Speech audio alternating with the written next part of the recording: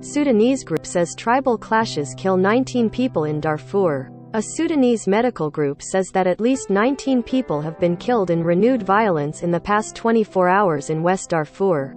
301. Cairo. At least 19 people have been killed in renewed tribal clashes in Sudan's volatile West Darfur region in the past 24 hours, a medical group said Friday. Violence between Arabs and non-Arabs in the same area of Jebel Moon also killed at least 16 people earlier this week. The Sudan Doctors Committee of West Darfur called on local authorities to protect civilians in the area from attack. Sheriff Juma Salah, a local resident and activist, said the clashes between Arabs and non-Arabs have also left behind dozens of burnt houses in 4 villages.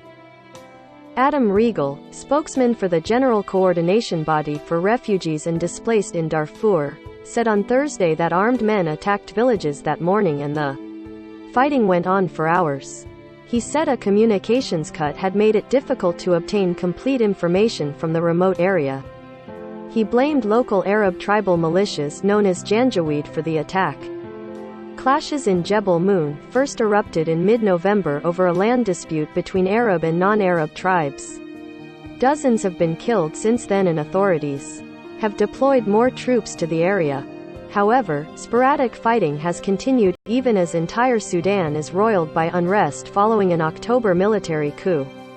The takeover upended an already fragile democratic transition in the African country, which has also faced uphill security and economic challenges since the 2019 overthrow of longtime autocrat Omar al-Bashir and his Islamist government.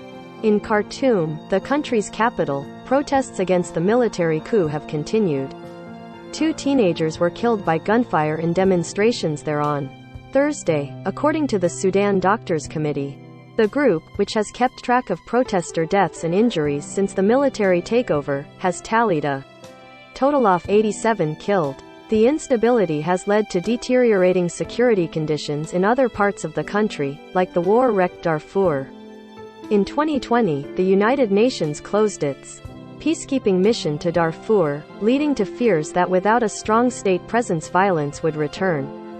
Too often violence around Sudan is downplayed and described as seasonal intercommunal conflict with faceless perpetrators. It's time to end this fiction, and help end the violence, said Will Carter, the head of the Norwegian Refugee Council for Sudan. Since the peacekeeping mission ended, the international community are barely even passive observers to this unfolding violence, he added. The years-long Darfur conflict broke out when rebels from the territory's ethnic Central and Sub-Saharan African community launched an insurgency in 2003. Complaining of oppression by the Arab-dominated government in Khartoum, al-Bashir's government responded with a campaign of aerial bombings and raids by the Janjaweed militias, which have been accused of mass killings and rapes.